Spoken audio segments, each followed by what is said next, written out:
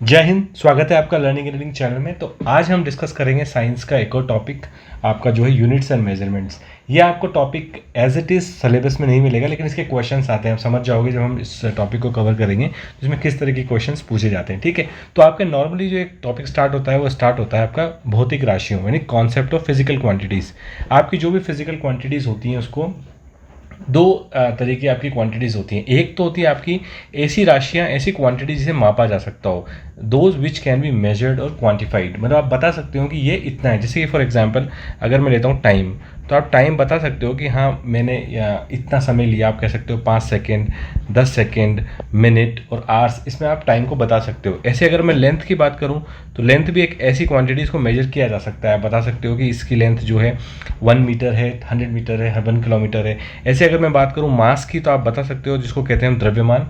आप कह सकते हो 5 केजी, 6 केजी। लेकिन कुछ आपकी क्वांटिटी होती है, जैसे फॉर एग्जांपल आपका मेहनत। आप कभी भी ये नहीं कह सकते कि मैंने कितने किलो मेहनत की, या इस टाइप की आप जो है यूनिट्स यूज़ नहीं करते हो। ये ऐसी क्वांटिटी जिसको मेजर नहीं किया जा सकता, जिसका कोई डायरेक्ट मेजरमेंट नहीं है। जैसे आपका हो गया प्यार, आप लव को, तो आप there is no way to measure love, right. हम कह नहीं सकते कि आपका जो है मेजरमेंट कैसे किया जाएगा। तो इस तरह की जो होती है, एक हो गया आपका थॉट्स। इनको क्या हो सकता है, ये ऐसी क्वांटिटी इनको मेजर नहीं किया जा सकता। ठीक है, तो ऐसी भौतिक राशियां जिनको मेजर किया जा सके वो कहलाती हैं हमारी इस तरीके की। ठीक है, ये होती हैं हमारी नॉन मेजरेबल क्वांटिटीज़, यानी कि जैसे आपकी जो इंटेलिजेंस है, लव, जो आपका थॉट्स हैं, इनको मेजर नहीं किया जा सकता।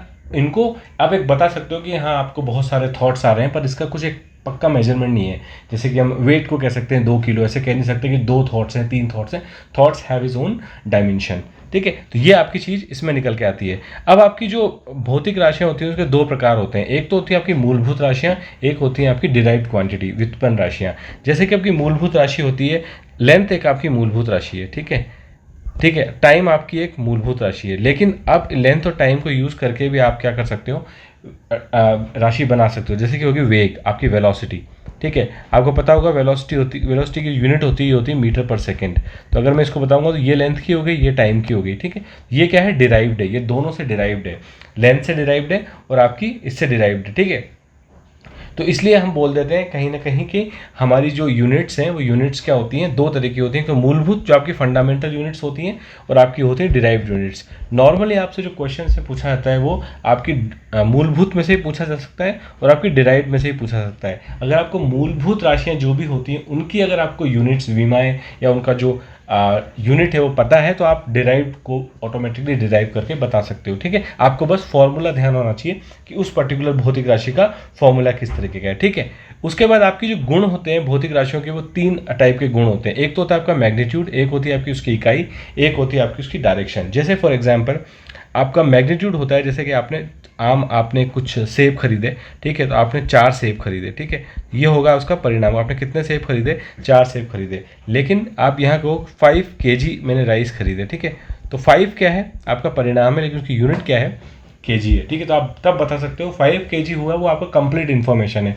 5 से आपको कोई इन्फॉर्मेशन नहीं मिलेगी, लेकिन 5 केजी से आपको कंप्लीट इन्फॉर्मेशन मिलेगी। उसके बाद आती है आपकी दिशा। अब दिशा में क्या होता है, आपकी स्केलर क्वांटिटी भी हो सकती है और आपकी वेक्टर क्वांटिटी भी हो सकती है, यानी कि आपकी अदिश राशि भी हो सकती है, सदिश भी हो सकती है। आगे उस बारे में डिस्कस करेंगे। तो आप जब भी बोलोगे दिशा, तो जो सदिश आपकी राशियाँ होंगी, ठीक है, वो उसमें आप दिशा का यूज़ करोगे। जैसे कि वेलोसिटी, आपका वेग आप बता सकते हो कि एक चलती हुई कार आपकी जो है नॉर्थ ईस्ट डायरेक्शन में जा रही है। आप बोल सकते हो कि ये आपकी नॉर्थ डायरेक्शन में जा रही है। ठीक है, लेकिन आप कभी भी जो स्केलर क्वांटिटी होती है, जैसे कि आपने 5 केजी, तो आप ये कभी नहीं बोलोगे 5 केजी द्रव्यमान नॉर्थ डायरेक्शन में या 5 केजी चावल राइट डायरेक्शन में, जब भी आप पूछोगे, क्योंकि ये एक आपकी जो है वेक्टर क्वांटिटी नहीं है। वेक्टर क्वांटिटी होती है वही आपकी उसमें डायरेक्शन आपकी डिफाइन होती है। तो आप कह सकते हो कि ये जो होता है परिणाम, ये होता है आपका संख्यात्मक। जो आपका संख्यात्मक वैल्यू होती है वो होती है आपकी परिणाम। और आपकी जो यूनिट होती है जो पीछे लगी हुई होती है, केजी, जिसको आप बोल सकते हो एक निश्चित मानक द्वारा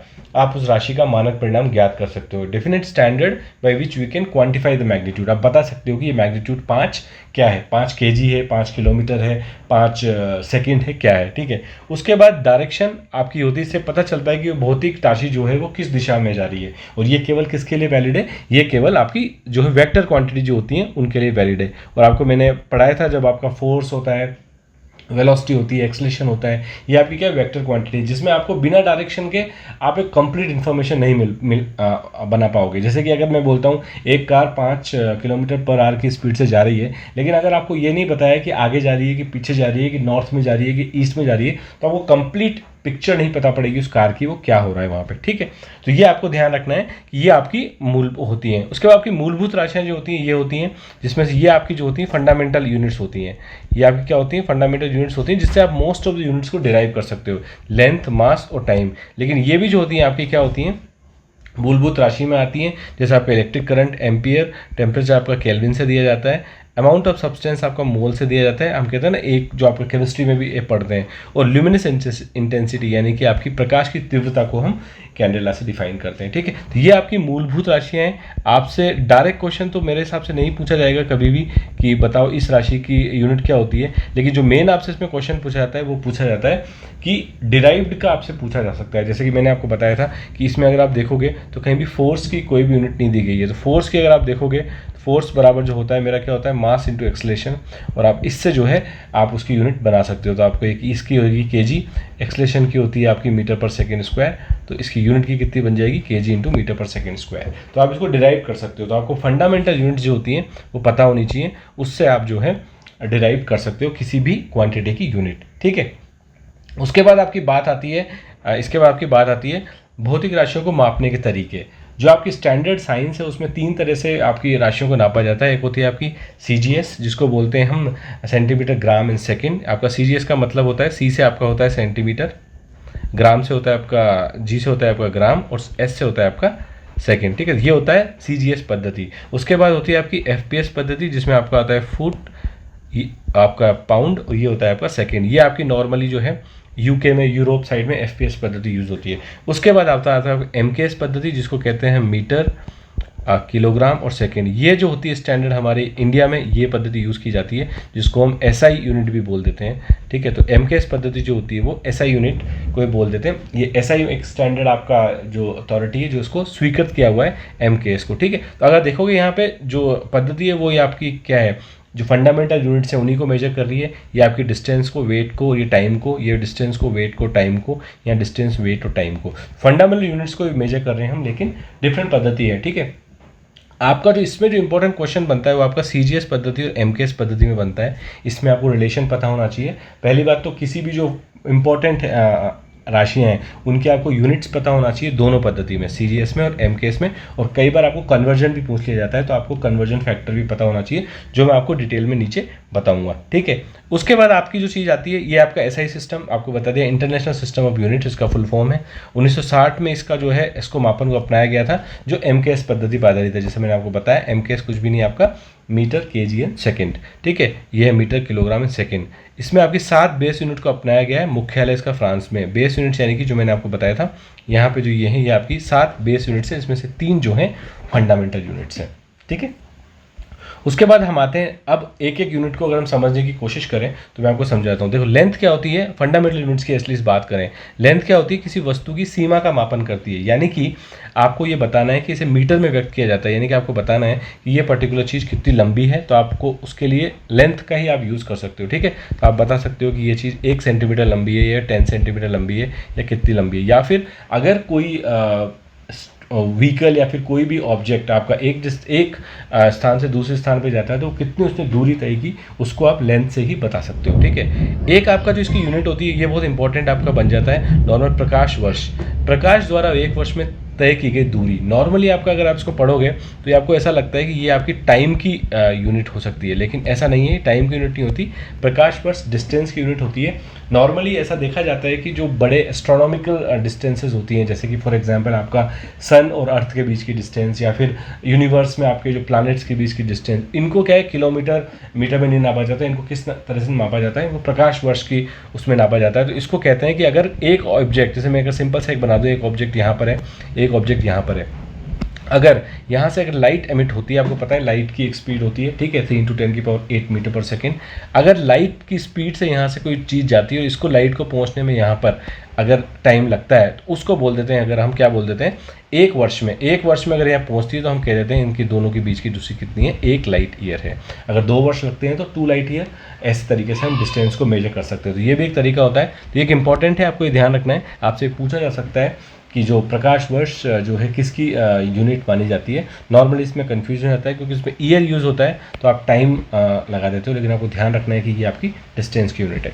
उसके बाद आपकी एस्ट्रोनॉमिकल एक यूनिट होती है। मैंने आपको बताया कि जो एस्ट्रोनॉमिकल जितने भी मेजरमेंट होते हैं उसको एस्ट्रोनॉमिकल यूनिट में किया जाता है, जिसको AU से दिखाया जाता है। तो आपको इसका जो डिफरेंस होता है वो क्या होता है, एक आपकी जो वैल्यू होती है वो कितनी होती है। जैसे कि अगर सूर्य और पृथ्वी की मैं बात करूँ, अगर सूर्य और पृथ्वी की बात करूँ तो इसके बीच में जो डिस्टेंस है वो अगर आपकी नॉर्मल MKS पद्धति में बताऊँ तो कितनी है, 15 करोड़ किलोमीटर है। ठीक है, 15 करोड़ किलोमीटर इंटू 10⁻³ मीटर में कन्वर्ट करूँ तो ठीक है, 15 करोड़ कितना है किलोमीटर इंटू 10⁻³ में करूँगा तो फिर कितने में आएगी, मीटर में आएगी। ये होती है आपकी दोनों के बीच की डिस्टेंस। लेकिन इसको क्या कहते हैं, हम एक AU कह देते हैं। ठीक है, एक एस्ट्रोनॉमिक यूनिट। तो एक एस्ट्रोनॉमिक यूनिट की कितनी होगी, डिस्टेंस होगी आपकी 15 करोड़ किलोमीटर। ये भी आपको ध्यान रखना है। हो सकता है आपसे कहीं ना कहीं ये चीज़ पूछ ली जाए कि आपकी जो एस्ट्रोनॉमिक यूनिट होती है इसको किलोमीटर में कन्वर्ट करो, या तो कहा जाए कि 2 प्लानट है उनके बीच की डिस्टेंस 3 AU है, बताओ किलोमीटर में कितनी है। तो आपको ध्यान रखना है एक AU बराबर 15 करोड़ किलोमीटर्स होता है। उसके बाद आपकी पार्सेक एक होती है, आपको ध्यान रखना है। ये वाला कन्वर्शन भी आपको ध्यान रखना है। और 1 लाइट ईयर का AU में क्या कन्वर्शन फैक्टर होता है ये भी आपको ध्यान रखना है। ठीक है, तो ये कन्वर्जन फैक्टर इंपॉर्टेंट होते हैं यूनिट में। इस टाइप के क्वेश्चंस आपसे जनरली रीट में, सेकंड ग्रेड में इस टाइप के क्वेश्चंस आपसे पूछ लिए जाते हैं। तो ये फैक्टर्स आपको ध्यान रखने हैं। तो आपको डायरेक्टली इस फैक्टर को ऐसे अप्लाई करके आपको आंसर निकालना हो सकता है। ठीक है, और भी कई फैक्टर होते हैं वो मैं आपसे डिस्कस करूंगा। ये आपके लेंथ से रिलेटेड फैक्टर हैं। ठीक है, उसके बाद आपकी आ जाता है टाइम, मास। ठीक है, टाइम का कोई दिक्कत नहीं है। टाइम आपका जो है नॉर्मल आपका समय आपका सेकंड्स होता है। दोनों घटनाओं के बीच की अवधि का मापन जो होता है उस टाइम होता है। और समय को हर पद्धति में किस में करते हैं, आपके सेकंड्स में ही डिनोट करते हैं। ठीक है, तीनों ही अगर आपने देखा होगा CGS में, FPS में और MKS में, तीनों में S आता है लास्ट में जो कि सेकंड को डिनोट करता है। बस आपको ये ध्यान रखना है कि जो टाइम होता है वो सेकंड में होता है, यानी कि 1 सेकंड। लेकिन इससे भी छोटी यूनिट होती हैं जो होती हैं आपकी, एक होती है आपकी माइक्रो सेकेंड्स। ठीक है, ये आपको ध्यान रखना है। ठीक है, एक होता है आपका, उससे भी छोटा होता है आपका नैनो सेकेंड, माइक्रो सेकेंड से भी छोटा, उससे भी छोटा होता है आपका पिको सेकेंड, और उससे भी छोटा होता है आपका फेरो सेकेंड। ठीक है, ये आपको ध्यान रखना है। ये छोटा होता है, फैक्टर मैं आपको बता देता हूँ। माइक्रो सेकेंड होता है आपका 10⁻⁶ सेकेंड। ठीक है, अगर आप 10⁻⁶ से डिवाइड करते हो 1 सेकेंड को तो ये हो जाता है ये होता है 10⁻⁹ सेकेंड। ठीक है, पिको होता है आपका 10⁻12 सेकेंड, और फेरो होता है आपका 10⁻15 सेकेंड। ठीक है, ये आपको ध्यान रखना है। हज़ार का इसमें डिफरेंस चल रहा है। इससे थोड़ा सा ऊपर एक और आ जाता है, उसको कहते हैं मिली सेकेंड, वो होता है आपका 10⁻³ सेकेंड। ठीक है, ये फैक्टर आपको ध्यान रखना है। अगर टाइम में आपसे पूछा जाए कि अगर एक ऑब्जेक्ट को यहाँ से, एक इलेक्ट्रॉन को या पार्टिकल को एक डिस्टेंस से दूसरी डिस्टेंस में जाने में अगर 1 पिको सेकंड लगते हैं तो बताओ उसका वैल्यू सेकंड में कितनी होगी, या फिर 10 पिको सेकंड लगते हैं तो उसकी वैल्यू सेकंड में कितनी होगी। तो आपको ध्यान रखना है कि ये फैक्टर होता है, इस फैक्टर से हम क्वेश्चन को इजीली सॉल्व कर सकते हैं। ठीक है, उसके बाद आपका मास, द्रव्यमान जिसको बोलते हैं हिंदी में, ये तो आपको पता है होगा, नॉर्मली आपका केजी में और CGS पद्धति में ग्राम में नापा जाता है। और इसका जो कॉन्सेप्ट है सिंपल सा क्या है, इसको किलोग्राम बोलते हैं एज ए यूनिट में। और लिखते हैं इसको कैसे हैं, आपका लिखते हैं केजी में, इस तरीके से इसको डिनोट करते हैं। और आपका जो भी वेट नहीं, मास जो होता है उसको किया जाता है कैसे, 5 kg अगर मैं बोल सकता हूँ तो उसका मास कितना है 5 kg। अगर मैं बोलता हूँ 10 kg उसका वेट मास कितना है 10 kg है। ठीक है, उसके बाद आपका जो डिफरेंस आता है वो आता है मास वर्सेस वेट। अब ये जो कॉन्सेप्ट है मास वर्सेस वेट का, ये आपसे इसमें से आपका क्वेश्चन बन सकता है। ठीक है, मास होता है उसकी एक्चुअल वैल्यू मतलब अगर मैं बोल रहा हूँ एक बॉल है, एक बॉल इस तरीके से, अगर आप मानो कि मैं एक तरीके से मैंने रूफ पे लटकाई हुई है। ठीक है, इस बॉल का मास है 5 kg। ठीक है, तो ये इसका जो एक्चुअल द्रव्यमान है वो है 5 kg। इसका वेट होगा कितना, वेट होगा इसका mg जो, यानी कि वेट जो होता है वो नीचे की डायरेक्शन में जो फोर्स लग रहा होगा उस पर, उसको कहते हैं उस पर्टिकुलर मास के द्वारा वेट। तो वो हो जाएगा mg which is nothing but 5 × 9.8। अगर आप सॉल्व करोगे तो आपका लगभग इसमें जो आंसर आ जाएगा कितना आ जाएगा 50। और इसकी जो यूनिट होती है वो कितनी होती है, न्यूटन मीटर सेकेंड स्क्वायर। तो वेट जो होता है आपका क्या होता है, न्यूटन मीटर पर सेकंड स्क्वायर के बराबर होता है। आप उसको न्यूटन भी बोल सकते हो, न्यूटन नहीं सॉरी, ये होगा आपका केजी मीटर पर सेकंड स्क्वायर। आप उसको न्यूटन भी बोल सकते हो। ठीक है, नॉर्मली क्योंकि ये लगभग फोर्स की ही यूनिट के बराबर होता है, क्योंकि mg क्या है आपका नीचे की साइड में ग्रेविटेशन फोर्स है, तो इसलिए ये जो होता है इसको न्यूटन भी बोला जा सकता है। अब आपका जो नॉर्मल इसमें होता क्या है, इस टाइप का क्वेश्चन आपका बन सकता है कि आपसे कहा जाए एक बॉल है जो आपका, या फिर एक कुछ भी ब्लॉक है, यानी इसका द्रव्यमान है वो कितना है, 10 kg है, बताओ इसके द्वारा इसका वेट कितना है, वेट कितना, वेट आप 10 kg नहीं बताओगे, वेट कितना बताओगे इसका 10 × 9.8, तो इसका वेट हो जाएगा कितना 98 न्यूटन। और वेट का जो यूनिट होती है वो क्या होती है, फोर्स की यूनिट जितनी ही होती है वो होती है कितनी, न्यूटन। ठीक है, उसके बाद आपकी थोड़ी सी और जो यूनिट्स आती हैं वो आती है आपकी इलेक्ट्रिक करंट। इलेक्ट्रिक करंट आपका जो करंट फ्लो करता है उसको हम बोलते हैं, उसका जो आपका विद्युत आवेश की प्रवाह की दर, आप मान सकते हो कि आपका 1 एम्पियर जो करंट है वो आपका उसकी यूनिट होती है। अगर इसको मैं अगर डेफिनेशन में बताऊँ तो आपको पता होगा, चार्ज जो होता है पॉजिटिव नेगेटिव चार्ज, उसकी यूनिट होती है कूलाम।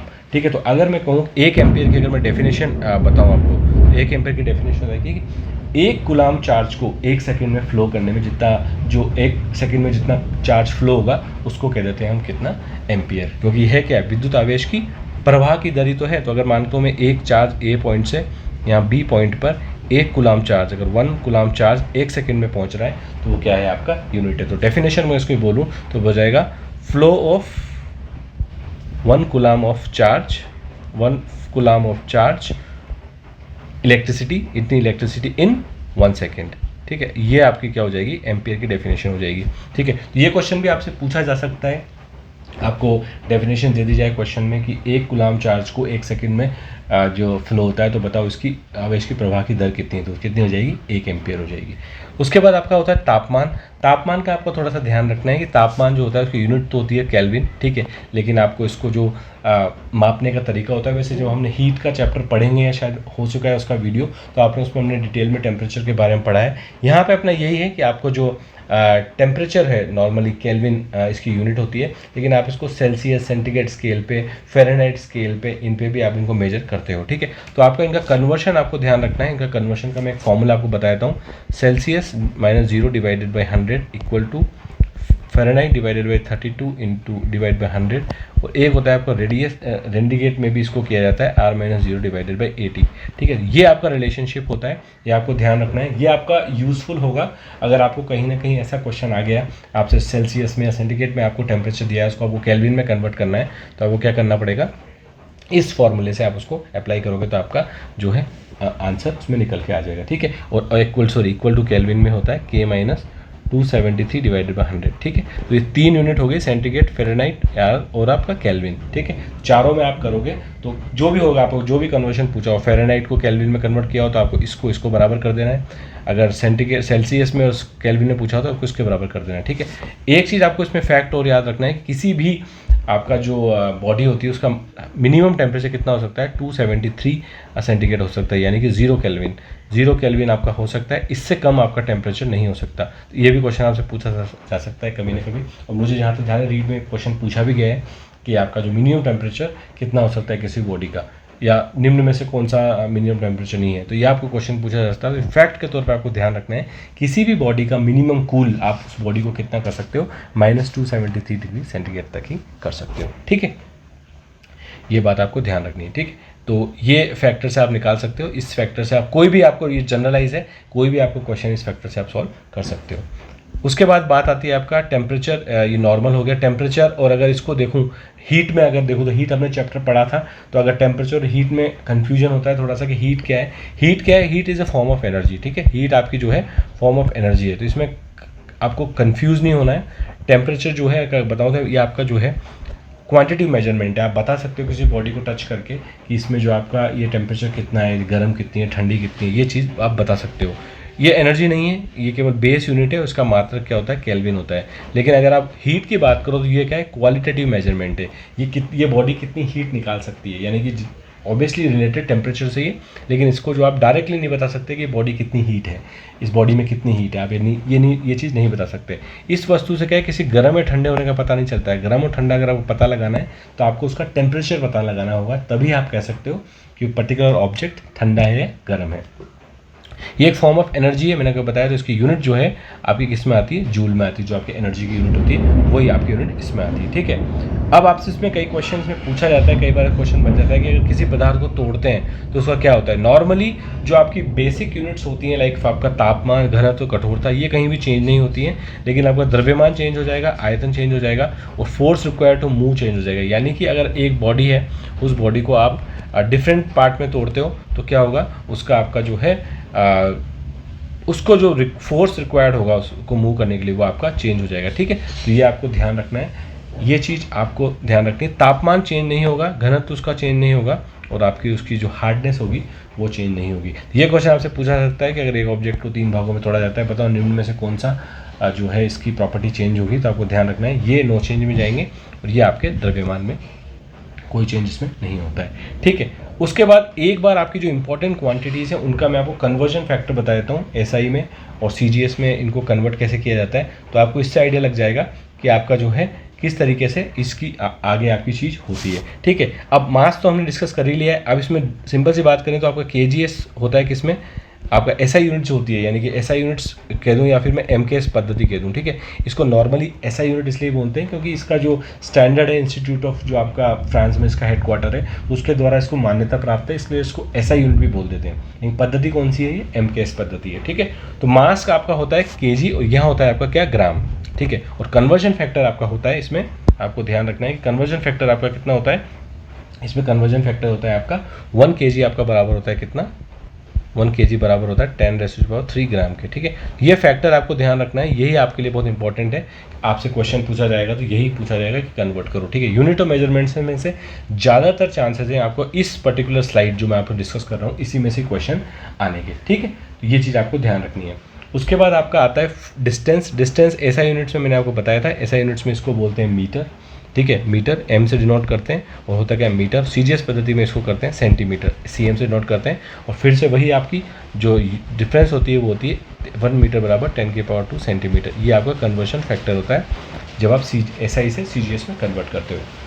उसके बाद आता है आपका फोर्स, जिसको मैं कह देता हूँ न्यूटन, ठीक है। आपका न्यूटन यहाँ पे आपका आ जाता है कितना, डाइन, इसको बोलते हैं डाइन। इसकी यूनिट सीजीएस पद्धति में क्या होती है, डाइन होती है। और आपका जो कैलकुलेशन फैक्टर होता है वो होता है 1 न्यूटन = 10⁵ डाइन, ठीक है। ये बहुत इंपॉर्टेंट चीज़ बन जाती है क्योंकि आपसे डायरेक्ट क्वेश्चन से पूछा जाएगा कि एक उस पर 5 न्यूटन का फोर्स लगता है तो बताओ डाइन में कितना लगेगा। तो आपको डायरेक्ट आंसर बताना है। अगर फैक्टर ध्यान है तो आप 1 मिनट में आंसर लगा के उसका आगे बढ़ सकते हो, ठीक है। बात करें प्रेशर की, तो प्रेशर वैसे तो आपका डिराइव्ड क्वांटिटी है क्योंकि आप प्रेशर का फॉर्मूला क्या होता है, प्रेशर का फॉर्मूला होता है आपका P = F/A। तो यहाँ से आप डिराइव कर सकते हो, ठीक है। ए तो न्यूटन पर मीटर स्क्वायर।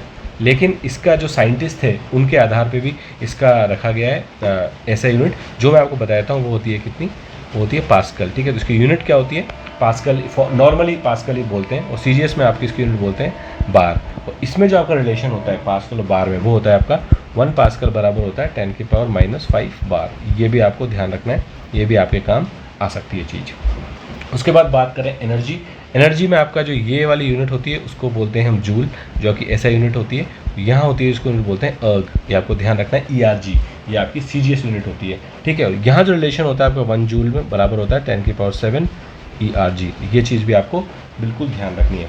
एक चीज़ जो यहाँ पे आपको ध्यान रखनी है एनर्जी वाले केस में, वो आपको ध्यान रखनी है कि हीट जो होती है आपकी, जो आपने पढ़ा था कि heat is the form of energy, उसको नॉर्मली डिफाइन करते हैं किससे, कैलोरी से, ठीक है। इससे कैलोरी से डिफाइन करते हैं। और 1 कैलोरी बराबर होता है आपका 4.2 जूल, ठीक है। तो यहाँ से भी आपका क्वेश्चन बन सकता है कि 1 कैलोरी बराबर कितना होता है, 4.2 जूल, ठीक है। कैलोरी नॉर्मली जो एनर्जी होती है हीट के फॉर्म में होती है। और आपने देखा होगा कि जो बॉडी एनर्जी जो होती है जो हम खाते हैं उसको हम कैलोरी में ही कैलकुलेट करते हैं, ठीक है ना। डाइटिशियन वगैरह आपने देखा होगा तो हम कहते हैं कि हमने 1000 कैलोरीज बर्न कर दिया या 1000 कैलोरी हमने गेन कर लिया खाने के बाद। वो क्या होती है, आपकी जो हीट आप जनरेट होती है आपकी बॉडी में आफ्टर ईटिंग समथिंग, तो उसको हम कैलोरी में ही कैलकुलेट करते हैं। तो इसलिए इसमें क्या बोल देते हैं इसको, कैलोरी। और कैलोरी और जूल में जो रिलेशन होता है वो होता है, इसी से अगर आप निकालोगे तो इससे रिलेशन कितना निकल के आ जाएगा आपका, अगर 4.2 × 10⁻7 कितना हो जाएगा, ये अर्ग हो जाएगा, ठीक है। ये चीज़ आपको ध्यान रखनी है, ये आपका कैलोरी, जूल और अर्ग में रिलेशनशिप हो जाएगा। उसके बाद बात करें इलेक्ट्रिक करंट, तो मैंने आपको ये बताया था आपका जो एसआई पद्धति है उसमें होता है आपका एम्पियर, ठीक है। और आपका जो सीजीएस पद्धति है उसमें बोल देते हैं आपका BIOT बेयोट, या फिर इसको एक इस तरीके से बोला जाता है एब एम्पियर। ठीक है, ये भी आपको ध्यान रखना है, इसको जो है एब एबी एम्पियर की फॉर्म में बोला जाता है। तो ये होती है बेयोट, आपकी होती है CGS, और आपकी SI में होती है आपकी एम्पियर। इसमें जो रिलेशनशिप होता है वो होता है 1 बेयोट इक्वल टू होता है 10 एम्पियर। ये भी आपको चीज़ ध्यान रखनी है, ये इंपॉर्टेंट चीज़ है। अभी तक इस यूनिट में से क्वेश्चन नहीं पूछा गया है, तो चांसेस है कि आपसे अब जो है इसमें से क्वेश्चन पूछा सकता है। उसके बाद बात करते हैं अगर मैग्नेटिक फील्ड और टेस्ला की, तो मैग्नेटिक फील्ड और टेस्ला जो होती है उसमें होता है आपका ये होता है आपका टेस्ला, और यहाँ आपकी जो यूनिट आती है वो आती है आपकी ओरेस्टेड। इस तरीके से यूनिट आती है। और मैग्नेटिक फील्ड और टेस्ला में ओरेस्टेड में, अब इसमें मैग्नेटिक फील्ड में क्या होता है, मैग्नेटिक फील्ड में डिपेंड करता है कि आपका जो आप रिलेशनशिप ले रहे हो वो कैसे ले रहे हो, क्योंकि मैग्नेटिक फील्ड आपका बहुत सारे फैक्टर्स पे डिपेंड कर जाता है। आपका कई बार वो जो है वैक्यूम में अगर आप मैग्नेटिक फील्ड मेजर कर रहे हो, या आप नॉन वैक्यूम में मैग्नेटिक फील्ड मेजर कर रहे हो, तो इसमें हो जाता है। लेकिन अगर इन जनरल आपसे देखा जाए तो आपका वैक्यूम में, अगर वैक्यूम में हम बात कर रहे हैं, तो आपका 1 टेस्ला जो है, 1 टेस्ला किसके बराबर हो जाता है, 10 की पावर 4 ओरेस्टेड के बराबर होता है। ठीक है, तो आपको ध्यान रखना है वैक्यूम में इतना होता है। अगर वैक्यूम नहीं है तो फिर इसका थोड़ा सा डिफरेंस आ सकता है, पर वैक्यूम में जो इतना होता है, अगर क्वेश्चन आएगा तो आपसे डायरेक्टली उसमें वैक्यूम ऑप्शन आपको दिया होगा, तो आपको ये उसमें चूज़ कर लेना है। ठीक है, तो ये इंपॉर्टेंट है, ये वाली स्लाइड आप ध्यान रखना। अगर चाहो तो इसका स्नैपशॉट आप ले सकते हो। इसी में से आपका मैक्सिमम यूनिट मेजरमेंट में से क्वेश्चन आने वाला है। बाकी तो मुझे नहीं लगता कि आपको इसमें से और कोई क्वेश्चन आ सकता है। ठीक है, इसके अलावा अगर थोड़े से और एक फैक्ट देखें तो एक चीज़ मैं आपको और बता देता हूँ। नॉर्मली आपका जो कैलोरी होता है, हीट, उसकी जो डेफिनेशन होती है वो आपकी नॉर्मली इस तरीके से दिखाई देती है कि 1 ग्राम पानी अगर आपका दिया हुआ है, ठीक है, 1 ग्राम ऑफ वाटर अगर आपका है, उसका टेम्परेचर 1 डिग्री बढ़ाने में, 1 डिग्री सेंटीग्रेड बढ़ाने पे जो हीट चाहिए होती है उसको बोलते हैं 1 कैलोरी। ठीक है, तो ये भी आपको कहीं ना कहीं क्वेश्चन बन सकता है। अगर आप इसमें ओबियसली अगर 8 ग्राम हो गया वाटर और 1 डिग्री से बढ़ाने पे, तो 1 कैलोरी की डेफिनेशन, उससे आप कई बार आपका क्वेश्चन बन सकता है कि अगर मैं 1 kg वाटर का टेम्परेचर 50 डिग्री सेंटीग्रेड से बढ़ाता हूँ तो मुझे कितनी हीट की ज़रूरत होगी, तो आप इससे उसको डिराइव करके निकाल सकते हो। ठीक है, इस तरह कोई क्वेश्चन भी मॉडल पेपर में जरूर लूँगा, और अगर प्रीवियस ईयर में आया होगा तो वहाँ भी उसको डिस्कस कर लेंगे, लेकिन ये भी फैक्ट आपको ध्यान रखना है। ठीक है, बाकी लगभग जो सारे यूनिट और मेजरमेंट से जो क्वेश्चन बन सकते थे वो सब मैंने इसमें कवर कर लिए हैं। बाकी इसके अलावा भी अगर कोई क्वेश्चन आता है तो उसको हम जब प्रीवियस ईयर पेपर का सॉल्व करेंगे तो उस वक्त देख लेंगे, या फिर मॉडल में अगर ऐसा कोई क्वेश्चन आता है तो उस वक्त भी उसको सॉल्व कर सकते हैं। ठीक है, इसके अलावा अगर कोई चीज़ छूट जाती है, अगर आपको उसमें इसके अलावा भी किसी और टॉपिक में, किसी और चीज़ में डाउट है, तो मेरे को कमेंट सेक्शन में ज़रूर बताना, ताकि मैं या तो उसको कमेंट सेक्शन में रिप्लाई कर दूंगा, या फिर हम जब भी नेक्स्ट वीडियो लेंगे साइंस का, उसमें एक छोटा सा मैं सेक्शन उसका लगा के भी उस पर्टिकुलर डाउट को भी सॉल्व कर दूंगा। ठीक है, ये लगभग आपका जो है टॉपिक आपका ख़त्म हो गया है। ठीक है, वैसे टॉपिक मैंने आपको बताया था कि अगर यहाँ तक जो है जो सिलेबस है आपका, डिफाइंड सिलेबस है, उसमें ये टॉपिक कहीं भी नहीं है, यूनिट्स एंड मेजरमेंट, लेकिन क्योंकि इसके क्वेश्चंस आते हैं तो मैंने सोचा उसको एज ए टॉपिक ही लिया जाए, कंप्लीट हाफ एन आवर का वीडियो, ताकि आपको इसका कॉन्सेप्ट समझ में आ जाए। उसके बाद आप इस वाली स्लाइड को बहुत ध्यान से देख लेना, ये आपका जो है डायरेक्ट आपको 1 मार्क देखे जाएगा, मैं आपको गारंटी बोल रहा हूँ, ये क्वेश्चन आपका आने वाला है 101%। ठीक है, इन 5-6 यूनिट में से एक क्वेश्चन आपका ज़रूर आएगा। ठीक है, तो होप आपको ये चीज़ समझ में आ गई होगी, और अगर अभी तक आपने यहाँ तक वीडियो देखा है तो आपको इसका मतलब कंटेंट अच्छा लगा होगा। तो अगर अच्छा लगा है तो प्लीज़ मेरे लिए एक लाइक ज़रूर करना, और चैनल को सब्सक्राइब कर लेना, अपने फ्रेंड्स को शेयर करना, ताकि इस तरह की इन्फॉर्मेशन उन तक भी पहुँच सके।